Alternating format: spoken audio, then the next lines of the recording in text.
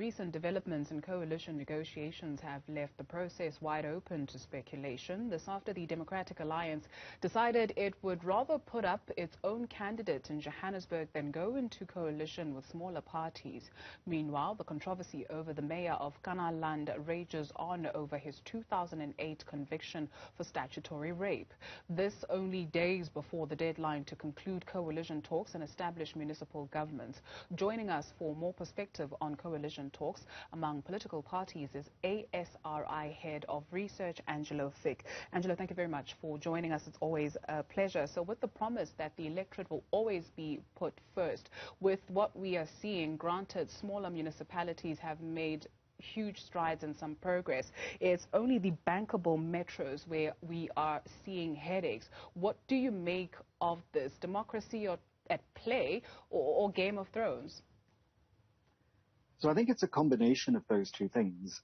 Parties that I think want to keep, another party out of power and counted on what I assumed they thought would be the second largest or one of the larger parties that has now decided, in line with its decision in 2019, to stick to principle and rather go into opposition than form coalitions that it felt it had been burnt by before. And in Johannesburg particularly, it was always going to be a tough sell for the Democratic Alliance to go back with Herman Mashaba. I don't think that the party has forgotten his statements when he resigned from the party next to Musi Maimane, and the statements that he has made since even at the election, headquarters as recently as 2.5 weeks ago about how that split from the party happened, and there was animus. So I think for all their talk of putting the voters first, I think there are old wounds that haven't healed between these parties and the personalities involved in them. And voters' interests are far from at the front of political parties' negotiations in these metros and in the larger towns. When we look at the larger metros, right, so this mantra of keeping the ANC out, just how much is costing, perhaps political parties in this instance? I think partly there is some kind of vestige of those coalitions of spite from 2016, but also partly I think parties have legitimate beef and grief with the African National Congress, because despite all of the promises since 2017 that this is now a new ANC, that they're moving beyond corruption, many citizens in many of these cities and towns experience quite the opposite. The corruption has continued. There's simply new players inside new factions. It hasn't helped the African National Congress that it has made some changes or it has overseen some shifts in national experience, particularly with energy supply, with the rise of the fuel price, and local smaller parties may have to account for their constituents, should they have gone into coalition with the ANC, how they can go into power with people who are held by many of those voters to be responsible for some of the worst conditions that they've experienced. And in other parts, voters would have the same questions of their smaller parties if they go into coalition with the Democratic Alliance, for example, in some parts of the Western Cape. My friend's enemy is my enemy. That would seem like the approach that some of the political parties are adopting. Just how sustainable is that? So now we are looking at a situation when councils have been formed and now the work has to be done. You take a look at a party like the EFF, for instance, which is going into coalition with no one, as we heard from its president yesterday. Well, this is a position that I think the EFF took before, where it's a slightly more, shall we say, cut in stone position than it held in 2016, when it said it wouldn't go into coalition, but it would support particular parties to keep the ANC out of power. Now it's decided it won't go into coalition at all and won't support anybody else and would stick to its opposition place in these municipal chambers. The difficulty, I think, will be that councils will have to be formed, and where they are formed, they cannot simply be the trade-off of top positions, which we saw in places like Nelson Mandela Bay in previous coalition formations. They would have to be clear papered guidelines, almost like contracts, in which these parties are very clear on what it is that they will hold the majority stakeholder in the coalition for, what they want in return, and what it is that they will, what are the, shall we say, lines in the sand that they will not have crossed. And that has to do with what they've promised their electorate in the lead up to the elections. If they don't do this, they may not have a life, particularly as a small party, beyond these elections and this electoral term for 5 years. We've also seen that there have been shifts in alliances in some of the coalitions between 2016 and 2021, which resulted in new formations and new coalitions. This has often led to very unstable government. And this is also not something that any of these parties can afford, given the crises that many of these municipalities are in.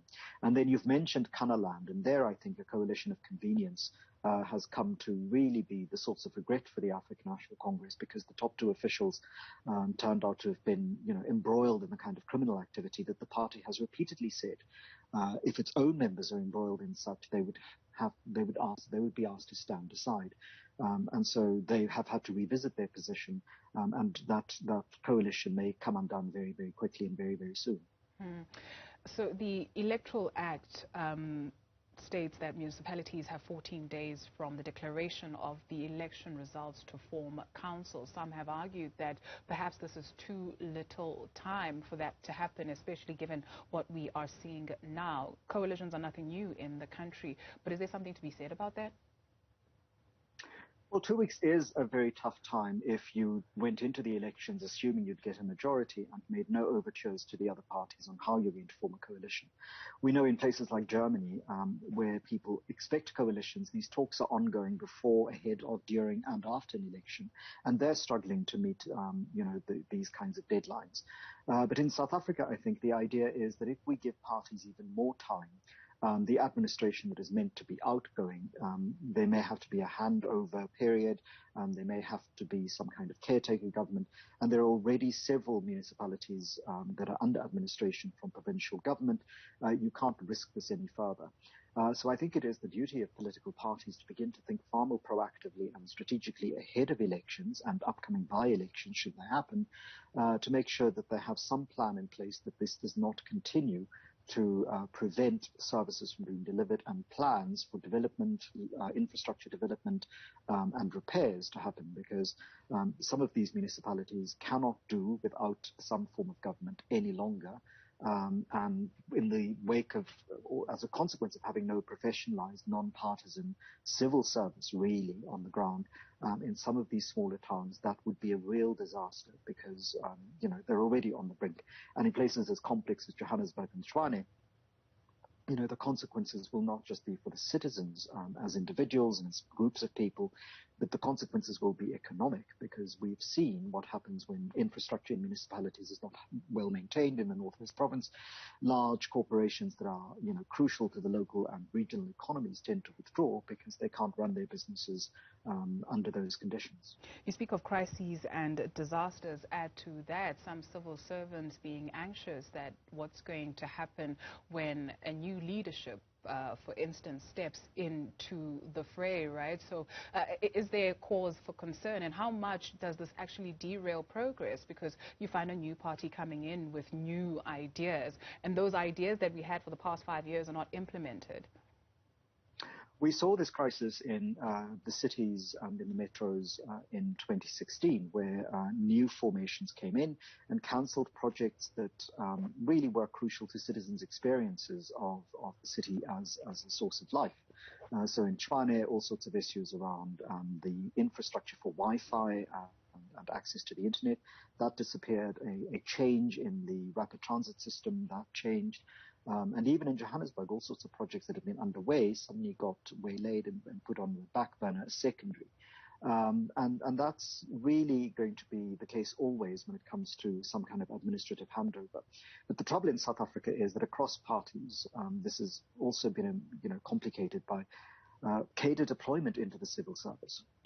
And this policy, while it was defended by Cyril Ramaphosa as president of the country and president particularly of the ANC at the Zondo Commission of Inquiry, in South Africa, it doesn't work out in the way that he sees it working out in the OECD countries. Here, people don't seem to have the kind of commitment to a civil service project, to service delivery, but rather have party loyalty, override their commitment to a civic governance system.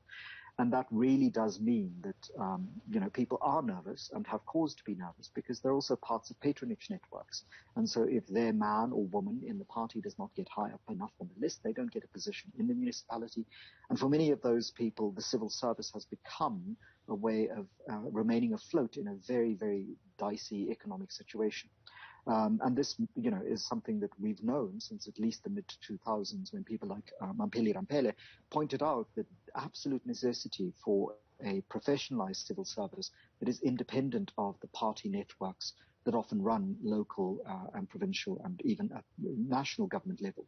Because it's precisely because of that compromise that we've seen a compromise in state institutions at the national level and often in municipal governance at the local level and their towns and entire regions of the Eastern Cape that can attest to this.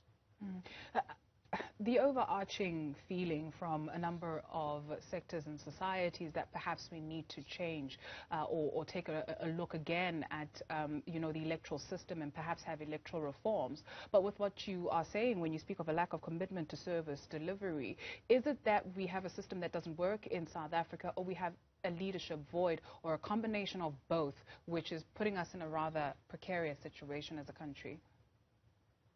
I think it's a combination of those things, but it's also, Band-Aid plaster approaches to existing problems that could be resolved far more radically if we abandoned old ways of thinking. So, new legislation is in place to prevent people facing corruption in one municipality from simply standing in another municipality as some kind of official. The problem with that is, of course, that this assumes that the criminal justice system will never work and that the internal processes on human resources and managing disciplinary proceedings inside government service are very weak and don't need to be, strengthened. So I think it's a combination of both the will on people, but also I think here one must go back to Njabulani Ndebele, who says we tend to, 15 years ago, said we tend to focus on every new case of corruption with outrage and ask who the corrupt personalities are. We never ask questions about what makes corruptibility possible. What are the conditions that make corruptibility possible? And I'm afraid cater deployment is central to that process, regardless of the party affiliation. Because if people put leadership or party interests ahead of municipal interests and citizen interests, it often means that they are willing to live in spaces and let people that they're related to live in spaces because they're loyal to a party. They're willing to make the party officials wealthy or comfortable or meet their needs instead of responding to the needs of the citizens among whom they live. And that shift, I think, is absolutely essential. The best of global civil service that we've seen is when people live inside the communities, are committed to those communities, and put those communities' needs ahead of their party dictates and their party desires, and can use the law against party instructions. In South Africa, that isn't the case. No one can forget the very, very famous Faith Mazibuko insistence that civil servants make these combi courts happen. And when they tell her that the Municipal Finance Management Act and various other forms of legislation don't allow them to do this, she says she doesn't want to hear about this, right? Because the party's requirements for an electoral victory override local citizens, local laws, and civil servants abiding by. And, kudos to those civil servants who resisted. The same with the municipal treasurer who resisted the VBS scandal attempts to use by municipal officials to use a building society for municipal accounts when clearly the legislation indicated only banks could be used. She was accused of racism. She was let go of her position, but she kept the principled position of a civil servant, which is this is the law, this is what we must follow, and I will not budge on this. And that's not always the case, as we've seen also in the conduct of junior employees inside audit firms when it came to the Zondo Commission of Inquiry and what was revealed there. That people often, sort of let go of their professional ethics and their professional duty, risk their entire future careers for the sake of appeasing a political principal who demands a certain kind of delivery that has very little to do with actual citizens and their service demands, and much more to do with party priorities. Angelo Fick, always a pleasure, Director of Research at ASRI.